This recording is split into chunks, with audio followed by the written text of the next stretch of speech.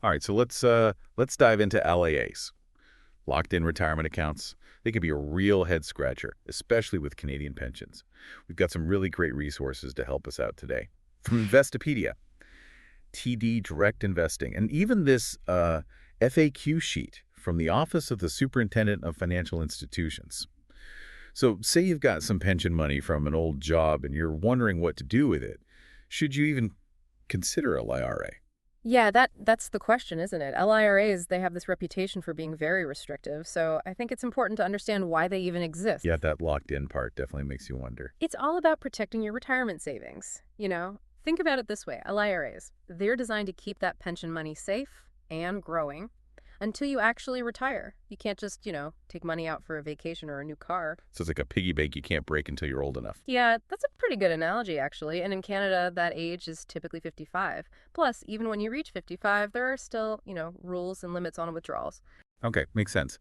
But I was reading in Investopedia that you can't just like contribute to a LIRA whenever you want, right? Right, exactly. It's not like an Oh. RRSP where you can just add money all the time. LIRAs are specifically for holding those funds that were transferred from a previous employer's pension plan. So let's say you're leaving a job, or going through a divorce and splitting the pension funds, or even inheriting pension money. Those are all situations where you might end up with a LIRA. Exactly. And TD Direct Investing, they actually suggest that you consider other options first before just automatically transferring everything into a LIRA. Oh, really? Yeah, they recommend maybe leaving the money in your old plan, if that's possible, or seeing if your new employer's plan will accept the transfer. So it's not always the obvious choice. Absolutely. It's all about finding the best fit for your own, individual situation. But let's say you've done all your research and a IRA seems like the way to go. Well, there are some definite perks. Okay, I'm listening. Convince me. Why would I want to lock my money away like that? Well, first of all, think about the tax-deferred growth. Both TD and Investopedia talk about this. It basically means your money is growing tax-free within the IRA until you take it out during retirement. Kind of a nice bonus, right? I do like a good tax break. What else is there? Well, with the IRA, you're the one who decides how the money is invested, not your old employer. You can choose investments that fit your own risk tolerance and financial goals. So, like, if you're feeling risky, you could go for something with higher growth. Exactly. And if you're more cautious, you can choose, lower risk options. It's about having that control and making it work for you. Okay, that makes sense. Now, what about if your old company goes bankrupt? Does that affect your IRA? Nope, not at all. Your IRA is completely separate from your old employer. So even if they have financial problems, your money is safe. It's like an extra layer of protection for your retirement savings. That's good to know. Peace of mind is priceless. Right. And sometimes we need a little help with saving. That locked in part might seem annoying, but it can actually prevent you from, spending your retirement money too early. Yeah, that's true. It's like having someone there to tell you, no, that money is for later. Exactly. Sometimes we all need a little nudge in the right direction, but of course there are two sides to every coin, right? We should probably talk about some of the potential downsides to IRAs. Yeah, let's hear it. What are the downsides? Well, the limited access is a big one. We've talked about how you generally can't touch the money before 55. And even then, there are all those rules. Right, right. We'll get into those rules later. They will, for sure. Another thing is that LIRAs aren't as flexible as RSPs. You can't just add money to a LIRA whenever you want. It's just that initial transfer, and then that's it. So if you're looking for an account you can contribute to regularly, an RSP would be a better choice. Exactly. And another thing to remember is that the rules around LIRAs can be different in different provinces. Oh, so it depends on where you live in Canada. Exactly. So yeah, you definitely want to check the specific rules for your province before you do anything. Got it. Anything else I should know? Well, when you turn 71, you are required to convert your LIRA to a life annuity or another type of retirement income fund. It's not optional. Hold on. So even if I'm happy with how my old IRA is doing, I have to change it. Why is that? That's a great question. It's all about making sure you have a steady income stream throughout your retirement. Okay, I'm curious to learn more about that. Anything else to watch out for? One last thing, be careful about fees. Some financial institutions charge pretty high fees for managing LIRAs, Yeah. which can really cut into your returns. So shop around and compare fees from different providers. Exactly. Finding a provider with low fees can make a big difference over time. Okay, good to know. So we've talked a lot about the locked-in rule, where you usually can't touch the LIRA money before retirement. But are there any exceptions to that rule? Like, at all? You know what? There are a few situations where you might be able to access your LIRA funds earlier than expected. The OSA FAQ sheet actually outlines some pretty interesting exceptions. Really? Okay, now we're talking. Tell me more. What are these exceptions? One of the most common ones is financial hardship. Let's say you're dealing with low income or really high medical expenses, or maybe even disability expenses. You might be able to withdraw some of your LIRA funds to help you through that tough time. Okay, that makes sense. Like a safety net for when things get really bad. But I'm guessing there are a lot of rules around that. Oh, for sure.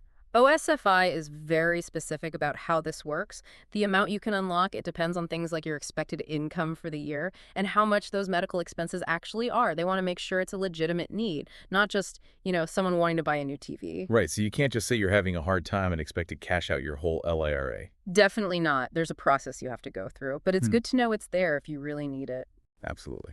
So what about other exceptions? Are there any more? Well, there's one that has to do with shortened life expectancy. If a doctor certifies that you have a shorter lifespan because of a medical condition, you might be able to access your LIRA funds earlier before the normal retirement age. Well, okay. That makes sense though, right? If you might not have as much time. Exactly. It's about being fair and recognizing that things don't always go according to plan. Right. Okay, so we've got financial hardship and shortened life expectancy. Those are pretty serious situations. Are there any exceptions for, less drastic circumstances? There are a couple. If you leave Canada permanently for at least 2 years, you can usually unlock your LIRA. So if you're moving to another country, you can take your IRA money with you. Yeah, pretty much. Well, And here's one that might surprise you. There's something called the small balance exception. If your LIRA has less than a certain amount of money in it, you might be able to withdraw it all when you turn 55, even if none of the other exceptions apply. oh, interesting. So if it's not a huge amount of money. Right. The specific amount is based on something called the year's maximum pensionable earnings. But the point is, if your LIRA is relatively small, you might be able to access it sooner. Got it. So we've got financial hardship, shortened life expectancy, leaving Canada, and a small balance. Mm. Any other exceptions we should know about? One more, and this one applies to anyone who turns 55, no matter what their circumstances are.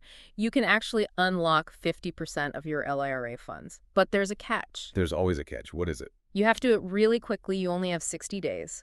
From when you first put the money into a special type of account, it's called a restricted life income fund, or RLAF for short. So it's a limited time offer. Pretty much, if you miss that 60-day window, you can't do it. Okay, I see. So we've talked a lot about LIRAs themselves, but I'm curious how they fit into the overall picture of retirement planning in Canada. It's Got not it. like they're the only thing you have to think about, right? You're right, it's all connected. TD Direct Investing, they explain this really well. They say that Canadians typically have three main sources of income during retirement. Oh, okay. So what are the three main sources?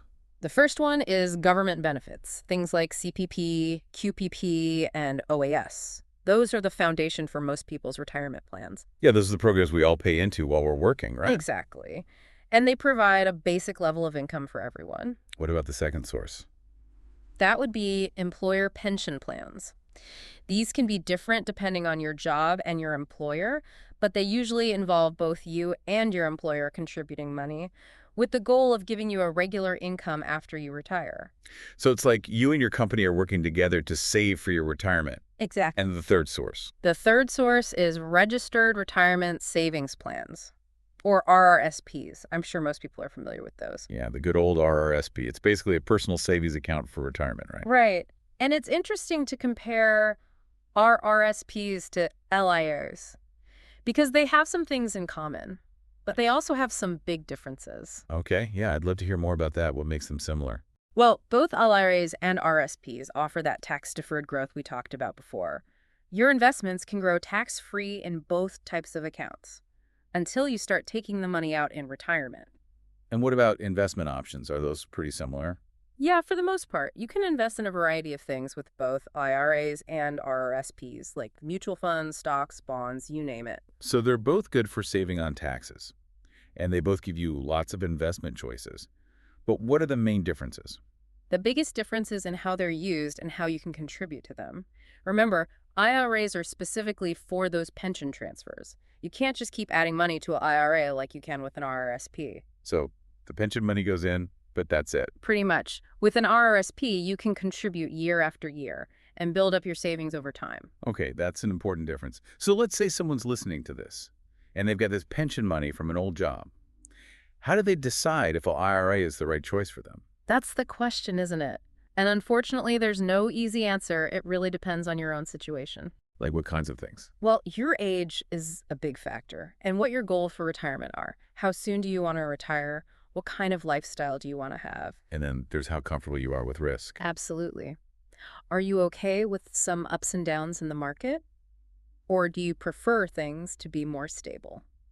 And we can't forget about those fees. Right, you want to compare fees from different providers to make sure you're getting a good deal. And what about those provincial rules? Yeah, those are important too. You need to know how things work in your province. So it sounds like it would be a good idea to talk to a financial advisor. There's a lot to think about. I would definitely recommend that. A good financial advisor can help you understand all the options and come up with a plan that works for you. All right, so we've learned a lot about IRAs, Okay. what they are, the good and the bad, all those exceptions, and how they fit into the bigger picture of retirement planning. But I'm wondering, are there other ways to plan for retirement? Other strategies that people should know about? Oh, absolutely. The world of financial planning is always changing. There are always new ideas coming out. So what should our listeners be thinking about as they plan for their financial future? Well, I think the most important thing is to just stay curious. Don't be afraid to, learn new things, do your research, get different perspectives, and don't be afraid to, question things. Yeah, that's great advice. It's easy to just stick with what you know, but the financial world is constantly changing, right? There are always new things to learn. Exactly. And everyone's situation is different. So what works for one person might not work for another. You really have to figure out what's best for you based on your own goals and your own risk tolerance. It's funny, we've been talking about LIRAs as a way to manage money from a previous pension plan. Yeah. But what if we thought about LIRAs in a totally different way? Interesting. What are you thinking? What if, instead of just being for past contributions, IRAs were like a model for how we save for retirement in the future? Like that locked-in feature. Yeah, it can be annoying sometimes, but it's also really good at protecting your money. Yeah, I see what you mean. It's like you're making a promise to your future self that you won't touch that money no matter what. Exactly. Like, hey, future me, I know you might want to buy that new car, but this money is off limits. It's for when we're retired. Right. Of course, you'd need some rules around that to make sure it's fair and everything, but it's definitely an interesting idea. It's all about being proactive, right? Yeah. Making sure you're setting yourself up for success in the future. Absolutely. That's what financial well-being is all about. Making choices today that will benefit you down the road. Well, I think we've given our listeners a lot to think about today. We've covered everything about LIRAs, the good, the bad, the exceptions, and how they fit into the bigger retirement picture in Canada. And hopefully we've inspired some people to, take control of their financial future and start planning for retirement. And remember, this deep dive was made just for you. You can listen to it again anytime. But don't stop here. Keep learning, keep researching. Your financial journey is just beginning. That's right. Happy diving, everyone.